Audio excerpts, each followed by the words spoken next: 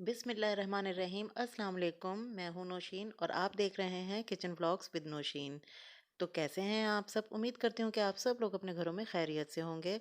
अच्छा जी, आज मैं आपसे शेयर कर रही हूँ शलजम पालक गोश्त की रेसिपी, जो कि बहुत टेस्टी और बहुत डिफरेंट बनता है। शलजम गोश्त तो अक्सर खाया होगा, लेकिन पालक से इसका टेस्ट बिल्कुल डिफरेंट हो जाता है। तो इस दुआ के साथ कि अल्लाह ताला हम सब के रिज़्क़ में बरकत अता फरमाए, आमीन सुम्मा आमीन। अपनी रेसिपी शुरू करते हैं। बिस्मिल्लाहिर्रहमानिर्रहीम। यहाँ मैं प्रेशर कुकर में आज पका रही हूँ। इसमें मैंने हाफ कप ऑयल डाल दिया है। ऑयल गर्म हुआ तो दो प्याज थे मेरे पास दरमियाने साइज़ के, वो मैंने इसमें कट करके डाल दिए हैं। अब इसे 3 से 4 मिनट प्याज को मैं इसमें पकाऊंगी। थोड़ा सा कलर चेंज हो जाएगा, हो गया है तो इसमें 1 चम्मच मैंने चॉप्ड अदरक और 1 चम्मच चॉप्ड लहसुन डाल दिया है। ये मैंने अभी फ्रेश ही चॉप्ड किया है, इसकी खुशबू बहुत अच्छी आती है इसमें। अब इसे 3 से 4 मिनट इस प्याज के साथ ही भूनेंगे ताकि कच्चेपन इसका दूर हो जाए, अदरक और लहसुन का। तो ये मेरे पास आधा किलो मटन का गोश्त है। इसे मैंने एक दफ़ा बॉईल किया हुआ है थोड़ा सा, ताकि इसका ब्लड वगैरह निकल जाए अच्छी तरह।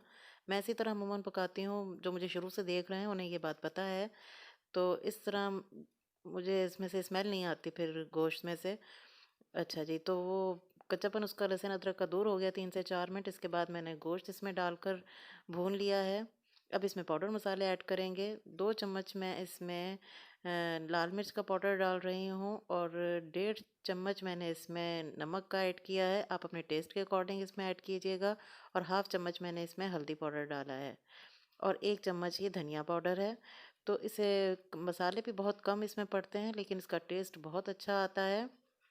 आप इसे ज़रूर ट्राई कीजिएगा इस तरह। और अब इसमें मेरे पास बड़े साइज़ का टमाटर है, वो मैंने कट करके डाल दिया है।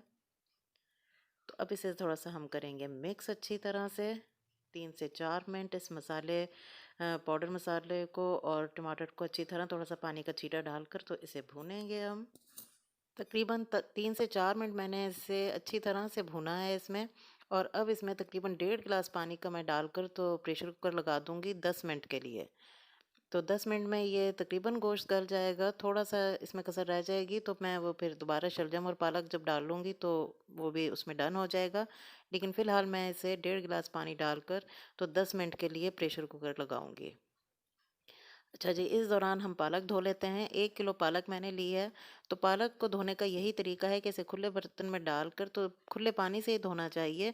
इसे छन्ने में डालकर नहीं धोना चाहिए, उससे इसमें इसकी डस्ट रह जाती है। तो ये देखें, एक दफ़ा मैंने इसमें पानी बदल लिया है। अब दोबारा से मैं इसमें पानी चेंज करके ला के तो इसमें दोबारा से इस तरह डालूँगी। तकरीबन इस तरह साफ़ पानी से 2 या 3 दफ़ा पालक को धोना चाहिए, तो फिर इसकी सारी डस्ट निकलती है, वरना खाने को ये ख़राब भी कर सकती है डस्ट।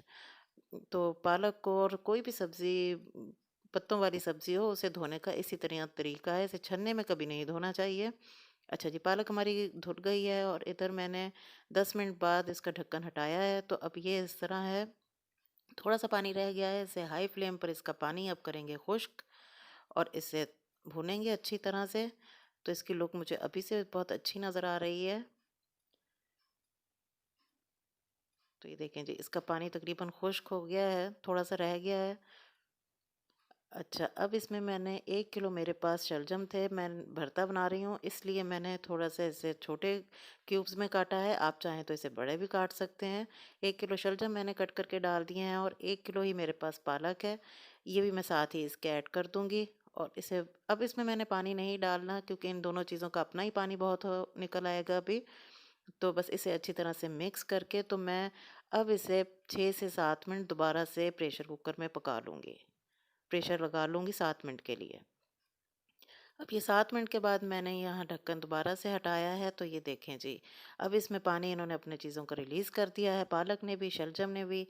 तो अब मैंने बर्तन भी बदल लिया है। अब इसे खुले में पकाएँगे, ढक्कन हटा के पकाएँगे और तब तक पकाएँगे जब तक इसका पानी अच्छी तरह से ड्राई ना हो जाए, हमारी मर्ज़ी का ना हो जाए। अच्छा, यहाँ मैंने 5 से 6 काली मिर्चें डाल दी हैं और 2-3 लौंग डाल दिए हैं। मैं पहले डालना भूल गई थी। तो ये भी मैंने डाल दिया है। अब इसकी भी अच्छी सी खुशबू एक आ जाएगी इसमें। ये पहले गोश्त के साथ मुझे डालना चाहिए था। अच्छा जी, अभी पानी खुश्क नहीं हुआ है तो 3 से 4 चम्मच मैं यहाँ चीनी के डाल रही हूँ, क्योंकि हमें नहीं पता, लेकिन हमारी अम्मी शुरू से चीनी इसमें ज़रूर डालती हैं, तो हमने भी चीनी डाल देते हैं और साथ ही हरी मिर्च भी डाल दी है। चीनी डालने की एक वजह ये भी है, अम्मी बताती हैं कि शलजम का जायका ज़रा कुछ खारा होता है, खारेपन पे होता है, तो चीनी से जायका इसका अच्छा हो जाता है। तो हमने तो शुरू से इसी तरह खाया है और पकाया भी है।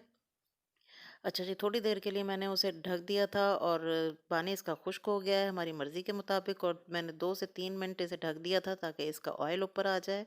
तो अब यहाँ ऑयल इसका ऊपर आ गया है और ये डन हो गया है। तो ये देखें जी, अब हम इसे डिश आउट कर रहे हैं। ये बहुत मज़ेदार बना है, इसका टेस्ट बहुत डिफरेंट होता है।